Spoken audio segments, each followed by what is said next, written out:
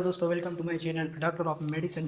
हमने receptor start किए थे, तो रिसेप्टर्स में हम लोग बात कर रहे थे कि हमारी बॉडी सेल से मिलकर बनी हुई है। जो भी हम मेडिसिन ले लेते हैं तो वो जाकर उन रिसेप्टर के ऊपर बाइंड हो जाती है। जब वो उन रिसेप्टर के ऊपर बाइंड हो जाती है तो फिर वो अपना एक थेराप्यूटिक रिस्पांस शो कर देती है। वो एक सेल के अंदर कोई कंफर्मेशन चेंजेस कर देती है, जिसकी वजह से सेल के अंदर हमें एक response, therapeutic response, pharmacological action देखने को मिल जाता है। तो हमने प्रीवियस वीडियो में डिटेल के साथ बात की थी रिसेप्टर्स के बारे में। उसमें हमने दूसरी वीडियो में आयन चैनल्स के बारे में भी बात की थी। आज जो हमारा टॉपिक है वो है GPCR, जी प्रोटीन कपल रिसेप्टर्स। ये एक खास किस्म के रिसेप्टर प्रेजेंट है, खास किस्म के रिसेप्टर्स है जो मुख्तलिफ सेल के ऊपर प्रेजेंट है और अपना एक्शन शो कर देते हैं। जब कोई लेगेंट ड्रग्स इनके ऊपर आकर बाइंड हो जाता है तो ये किस तरह से रिस्पांस देता है, किस तरह से ये अपना एक्शन शो कर देता है। तो आज हम डिटेल के साथ बात करेंगे GPCR, जी प्रोटीन कपल रिसेप्टर्स के बारे में। हम लोग देखेंगे इसमें मुख्तलिफ से ड्रग्स हम पढ़ेंगे इंशाल्लाह। जो हमने कोलिनर्जिक ड्रग्स की क्लासिफिकेशन स्टार्ट की है, तो कोलिनर्जिक ड्रग्स में हम लोग इंशाल्लाह एक एक मेडिसिन, इसकी मैकेनिज्म ऑफ एक्शन डिटेल के साथ देखेंगे। इसमें जो एगोनिस्ट ड्रग है, डायरेक्टली एक्टिंग है, इनडायरेक्टली, डायरेक्टली में सिंथेटिक है और नेचुरल है। जो भी मेडिसिन है उसकी मैकेनिज्म हम डिटेल के साथ देखेंगे। लेकिन उस मेडिसिन में मैं आपको फिर बताऊंगा कि आयन चैनल्स के जरिए से अपना एक्शन शो कर देता है, या फिर GPCR, जी प्रोटीन कपल रिसेप्टर्स के ऊपर बाइंड होता है और अपना एक्शन शो कर देता है। तो आज हम पहले रिसेप्टर्स जानेंगे, उसके बाद जो भी हम मेडिसिन पढ़ेंगे तो फिर आपको उसको समझने में आसानी होगी। रिसेप्टर्स मीन्स रिसीव करना, किसी चीज़ को रिसीव करना। जो भी हम मेडिसिन ले लेते हैं तो उन रिसेप्टर्स के ऊपर बाइंड होती है। इस तरह से नहीं होता ना कि हम जो भी मेडिसिन ले लें तो वो हमारी बॉडी में तो जाती है। तो लोग कहते हैं कि इस मेडिसिन को मालूम कैसे होता है कि इसके बंदे के सर में दर्द है या फिर पैर में दर्द है। तो ये उन सेल के ये जब लेट सपोज हमने ओरल रूट से एक ड्रग ले लिया, लेट सपोज हमने एनसाइड ब्रोपिन टेबलेट ले ली और मेरे हाथ में दर्द है, मैंने ब्रोपिन टेबलेट ले ली, या फिर छोड़ो मेरे स्टमक में दर्द है, ओमेप्राजोल टेबलेट मैंने ले ली। तो ओमेप्राजोल टेबलेट मैंने ले ली तो वो जाकर स्टमक में जाएगी। जब वो स्टमक में जाएगी, वहाँ पर जो सेल है, पेराइटल सेल है, तो उसकी एक्टिविटी ये रोक देगी। जो प्रोटॉन पंप है, जो प्रोटॉन की पंपिंग करवाता है, उस पंप को ये इनहिबिट कर देगी और ये इस तरह से अपने रिसेप्टर्स के ऊपर बाइंड होगी और उस सेल के अंदर अपना एक्शन शो करेगी, उस प्रोटॉन पंप को इनहिबिट करेंगी। तो इस तरह से ये अपना एक्शन शो कर देता है। आज हमारा टॉपिक है वो है GPCR, जी प्रोटीन कपल रिसेप्टर्स। इसके बारे में हम डिटेल के साथ जानेंगे। और GPCR also known as a hepta helical receptors और 7 transmembrane receptors. Hepta helical mean 7 helical है इसमें, या फिर 7 ट्रांस मेम्ब्रेन। लेट सपोज ये एक सेल है, सेल के सरफेस पर यहाँ पर एक रिसेप्टर प्रेजेंट है और कोई एगोनिस्ट ड्रग यहाँ आकर बाइंड हो गया। इसके ऊपर एक ड्रग लेट सपोज यहाँ आकर बाइंड हो गया, तो यहाँ पर इस तरह से रिसेप्टर्स में मैंने आपको कहा था कि यहाँ पर इस तरह से एक कैस्केड क्रिएट होता है, कैस्केड, और ये अपना एक्शन शो कर देता है। तो यहाँ पर जो सेल है, तो GPCR इस तरह से लोकेटेड होता है। ये 7 ट्रांस मेम्ब्रेन में लेट सपोज ये इस तरह से 1 2 3, तो यहाँ पर इस तरह से सेल के अंदर कैस्केड बन जाता है, कैस्केड। और ये जो है एक 7 ट्रांस मेम्ब्रेन GPCR है। तो इसके 7 लूप है, 1 2 3 बाहर है, 3 अंदर है, और ये एक ये, तो ये 7 लूप है इसके। तो इसको हम हेप्टा हेलिकल रिसेप्टर्स भी कहते हैं। एक मेडिसिन यहाँ आकर बाइंड होगा, एगोनिस्ट ड्रग आकर यहाँ बाइंड, और इस लूप के जरिए से यहाँ पर ट्रेवल करेगा। यहाँ पर मुख्तलिफ प्रोटीन प्रेजेंट होंगे, यहाँ पर सेल के अंदर एक इस तरह से कैस्केड रिएक्शन चैनल्स क्रिएट होंगे और रिएक्शन मैकेनिज्म स्टार्ट हो जाएगा, एक कैस्केड क्रिएट हो जाएगा और फिर वो सेल अपना एक्शन शो करेगा। So there are the cell surface receptor. ये सेल सरफेस रिसेप्टर है, सेल के सरफेस के ऊपर प्रेजेंट है। डेट सेंस मॉलिक्यूल, ये मॉलिक्यूल को सेंस कर देते हैं, या लेगेंट मीन जो हम बाहर से जो ड्रग्स देते हैं।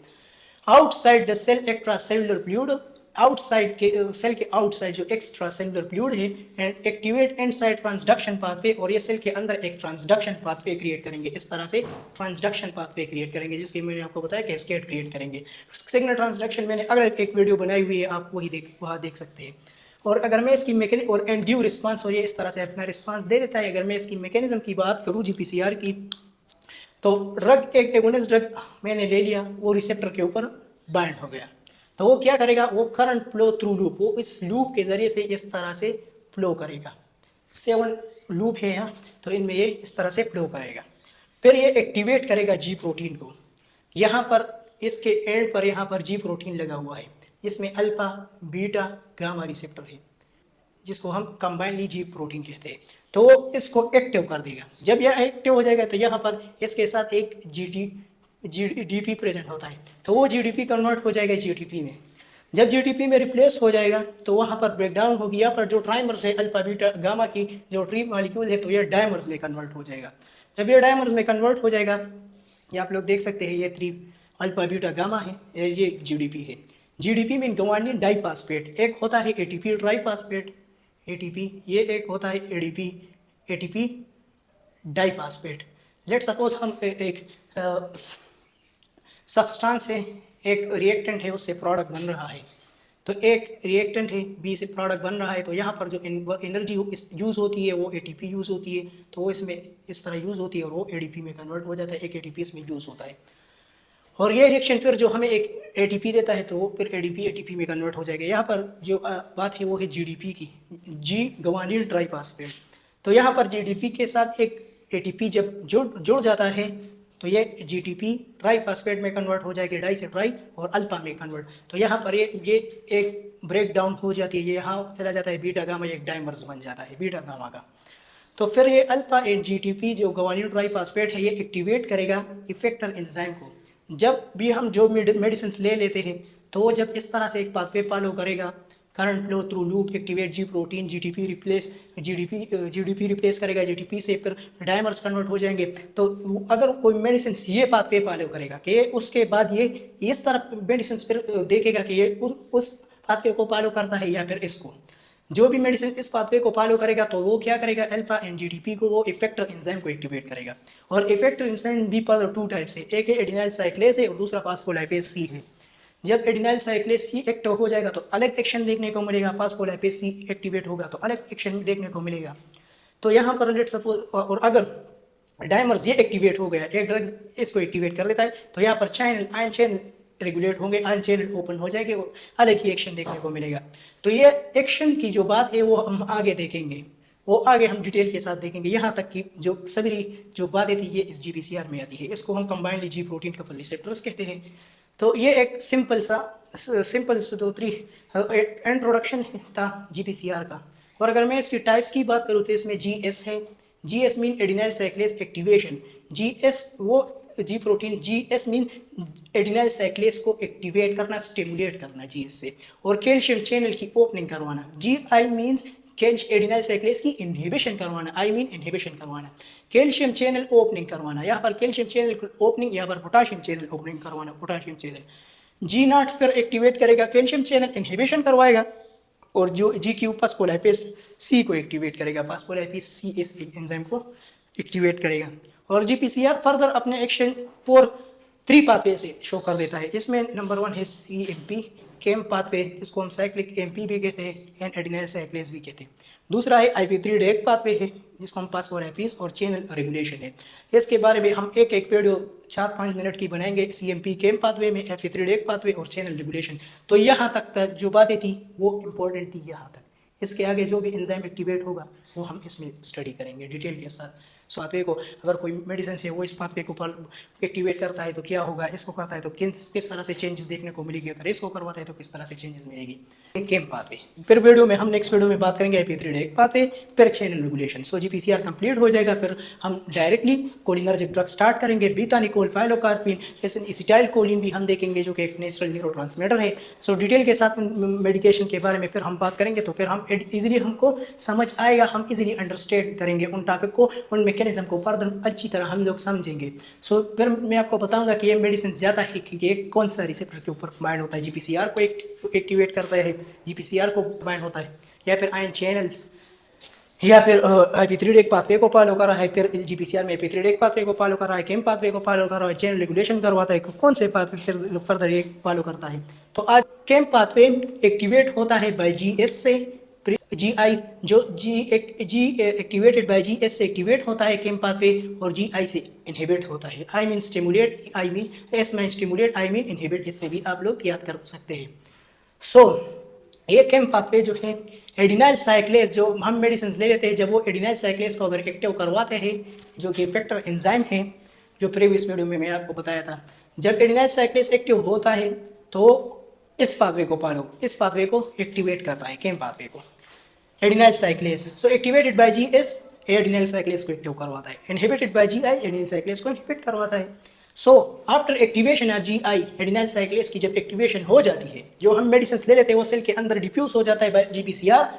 सो फिर वो सेल के अंदर एडिनाइल साइक्लेज को एक्टिवेट करवाता है, जो कि एक इफेक्टर एंजाइम है, और वो काउंट जिस सेल के अंदर एक एटीपी है वो उसको कन्वर्ट कर देता है इनटू सीएमपी में, विच फर्दर एक्टिवेटेड, फिर आगे वो एक्टिवेट होता है प्रोटीन काइनेज, वो प्रोटीन काइनेज को एक्टिवेट कर देता है प्रोटीन काइनेज ए एंजाइम को। प्लीज जो हम आगे जो टॉपिक पढ़ेंगे IP3 डार्क पाथवे उसमें जो protein kinase C enzyme activate हो गया, पर protein kinase A enzyme activate होता है, आल्सो नोन एज स्केम डिपेंडेंट प्रोटीन काइनेज। इसको प्रोटीन काइनेज को हम सेल केम प्रोटीन डिपेंडेंट प्रोटीन काइनेज भी कहते हैं। देन फॉस्फोराइलेट, और वो फिर फॉस्फोराइलेशन करवाएगा सेल के अंदर एंड अल्टर द फंक्शन और अपने एक्शन शो करेगा, फार्माकोलॉजिकल एक्शन हमें देखने को मिल जाएगा। तो जब ये सेल के अंदर आ जाएगा, एडिनल साइक्लेज एंजाइम एक्टिवेट हो गया, सो एटीपी कन्वर्ट हो जाएगा सीएमपी में। In the present of AC adrenal साइक्लेज dependent pathway है, सो एडिनल साइक्लेज इसको एटीपी को सीएमपी में कन्वर्ट करवाएगा, और सीएमपी पर the protein kinase A enzyme को एक्टिवेट करवाता है, और ये प्रोटीन काइनेज ए फर्दर फास्फोराइलेशन करवा देता है, फास्फोराइलेटेड एंजाइम को एक्टिवेट करवाता है, और फिर सेल के अंदर फास्फोराइलेशन स्टार्ट होती है और एक रिस्पांस हमें देखने को मिलता है। और ये केम जो है ये एक सेकेंडरी मैसेंजर की तरह काम करवाता है।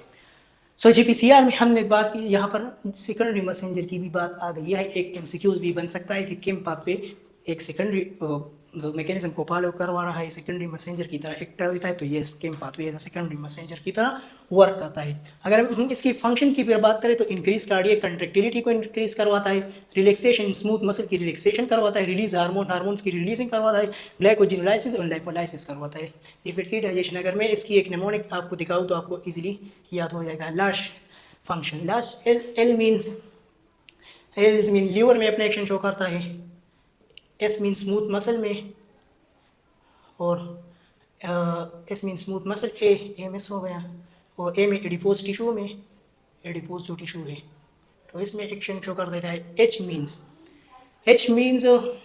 एक लीवर हो गया, एडिनाइल एडिपोज टिश्यू हो गया, एस मीन स्मूथ मसल हो गया। सो एच मीन्स हार्ट में, हार्ट की कंट्रेक्टिलिटी करवाता है, हार्ट में अपना एक्शन शो करता है। सो that is a four main function of CMP। सो आपको इजीली लर्न हो जाएगा इनसे। सो that is very simple mechanism of CMP came pathway. 3 deck pathway, दूसरा पाथवे हम देखेंगे, फिर आखिरी जो वीडियो है उसमें हम चेन रेगुलेशन पढ़ेंगे, फिर हम मेडिसिन की तरफ जाएंगे, और मेडिसिन के ऊपर एक ग्रिप हमारा हासिल होगा। फिर जो भी हम मेडिसिन पढ़ेंगे डायरेक्टली मैं आपको बताऊंगा जीपीसीआर को फॉलो करवा रहा है, आयन चैनल से अपना एक्शन शो कर देता है, आपको फिर आसानी से समझ आएगा कि क्या CMP क्या है, IP3 क्या है, IP3 डेक पाते हैं, IP2 क्या है।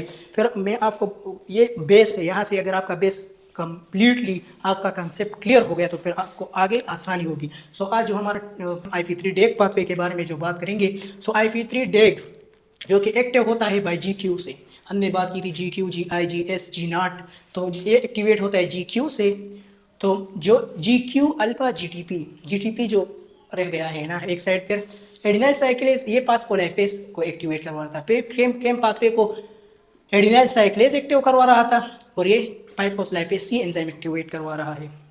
सो जीपीसीआर में हम यहाँ पर हमारा जो कंसेप्ट था वो क्लियर हो गया है, क्लियर कट जो बातें थी वो मैंने आपको बताई थी।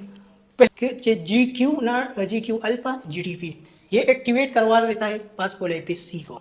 जब फास्फोलाइपेज सी एंजाइम एक इफेक्टर एंजाइम है, इफेक्टर एंजाइम में ये सेल के अंदर जब ये एक्टिवेट हो जाता है तो ये क्या करता है, सेल के अंदर जो PIP2 है ये PIP2 कन्वर्ट होता है IP3 में एंड डेग में।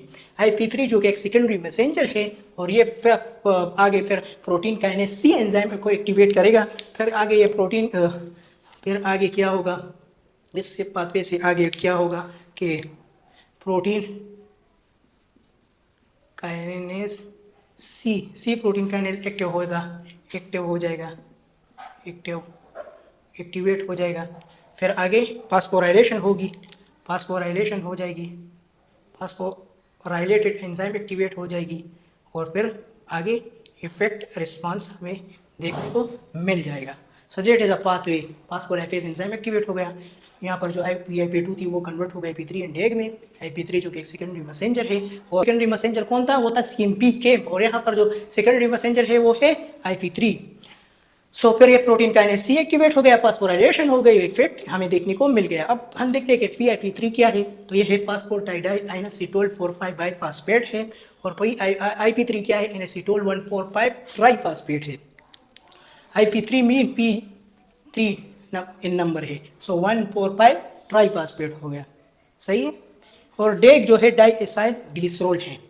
अगर मैं इसकी फंक्शन की बात करूं तो ये कंट्रैक्शन करवाता है, सिक्रीशन करवाता है, इंट्रासेलुलर की मूवमेंट करवाता है, मेम्ब्रेन फंक्शन करवाता है, etcetera. It is simple function of IP3 एक पाथवे। जैसे हमने IP3 जो दूसरा पाथवे था वो भी हमने देख लिया, IP3 एक पाथवे। अब हम सिर्फ चैनल रेगुलेशन रह गया, ये channel regulation. So channel regulation activated by GIGS and G0 से एक्टिवेट होते हैं आयन चैनल्स, चैनल रेगुलेटर है ये।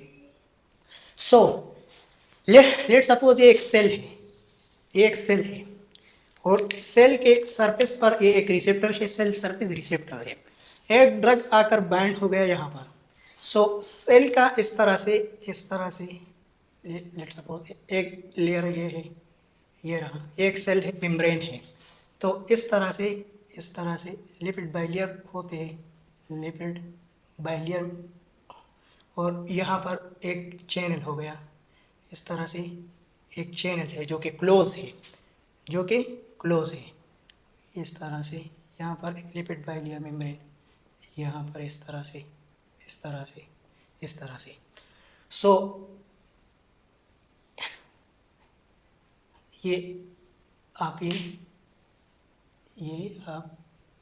देख सकते हैं। सो एक ड्रग लेट सपोज आकर इस रिसेप्टर सेल सरफेस के रिसेप्टर के ऊपर बाइंड हो गया, तो इस चैनल को ओपन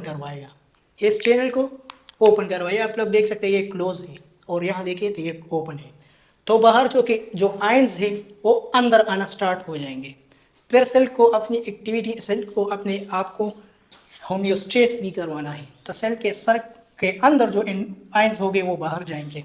इस तरह से सेल अपने आप को रेगुलेट करवाएगा।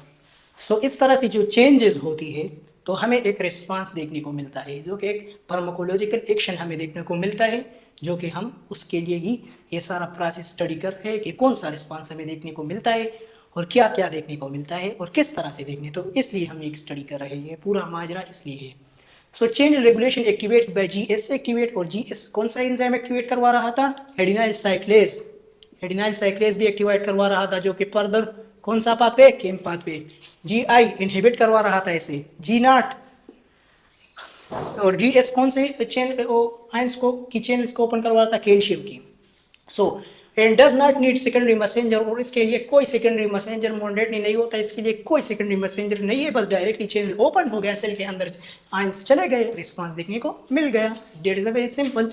लेकिन जो इसके अगले दो पाथवे मैंने बताए थे वो था केम पाथवे, पिथ्रिडेक पाथवे, उसमें सेकेंडरी मैसेंजर लाजिमी थे। केम पाथवे में जो कि सेकेंडरी मैसेंजर है केम्पो CMP था, और IP3 डेग में सेकेंडरी मैसेंजर IP3 था, और इसमें सेकेंडरी मैसेंजर है ही नहीं। एक्टिवेटेड बाय जी प्रोटीन से एक्टिवेट होता है। जी प्रोटीन क्या है, सेल सरफेस रिसेप्टर है, इस तरह से सेल के सर जो रिसेप्टर प्रेजेंट होता है, एक ड्रग आकर बाइंड होता है, इस तरह से चैनल को ओपन कर देता है, आयंस अंदर जाते हैं, तो एक्शन देखने को मिलता है कि ओपन चैनल ओपन होता है जब activate G protein cell surface receptor activate होता है, चैनल्स ओपन होते हैं, मूवमेंट ऑफ आयंस की मूवमेंट होती है, अंदर जाने स्टार्ट हो जाते हैं। आप लोग देख सकते हैं ये एक मेम्ब्रेन है, तो कैल्शियम की एंट्री स्टार्ट, जिस तरह कैल्शियम की एंट्री स्टार्ट है, और ये एंट्री GS स्टार्ट कर रहा है। GS जो कि कैल्शियम चैनल्स के लिए जो GS मैंडेटरी है, GS कैल्शियम की ओपनिंग ये करवाता है सेल सरफेस के ऊपर, और GS ओपन कैल्शियम चैनल्स की ओपन करवाता है, जिसकी वजह से मायोकार्डियम हो जो हार्ट की कंट्रैक्शन वगैरह ये सारी एक्टिविटी ये हो करवाती है।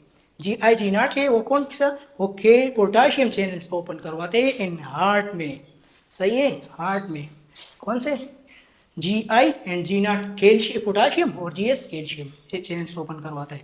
एंड स्मूथ मसल की रिलैक्सेंट भी करवाता है, रिस्पांस किया है सच इज आइनोट्रोपी, आइंस के जरिए से जो रिस्पांस देखने को मिलता है, एंड स्मूथ मसल रिलैक्सेंट वगैरह। सो ये जो पाथवे थे वो आईकेम पाथवे था, एपिथ्रेटिक पाथवे, चेन रेगुलेशन पाथवे भी कंप्लीट हो गए। तो अब हम लोग मिलते हैं आगे टॉपिक्स में, हम डिटेल के साथ स्टडी करेंगे कोलिनर्जिक ड्रग्स की क्लासिफिकेशन जो हमने स्टार्ट की है। हम एक एक मेडिसिन अब आगे देखेंगे, स्टडी करेंगे डिटेल के साथ, इसकी mechanism, side effect, adverse effect और मैकेनिज्म ऑफ एक्शन डिटेल के साथ जानेंगे, उसकी यूजेस, कंट्राइंडिकेशन डिटेल के साथ। अब हम लोग मिलते हैं इंशाल्लाह नेक्स्ट वीडियो में। अल्लाह हाफिज़।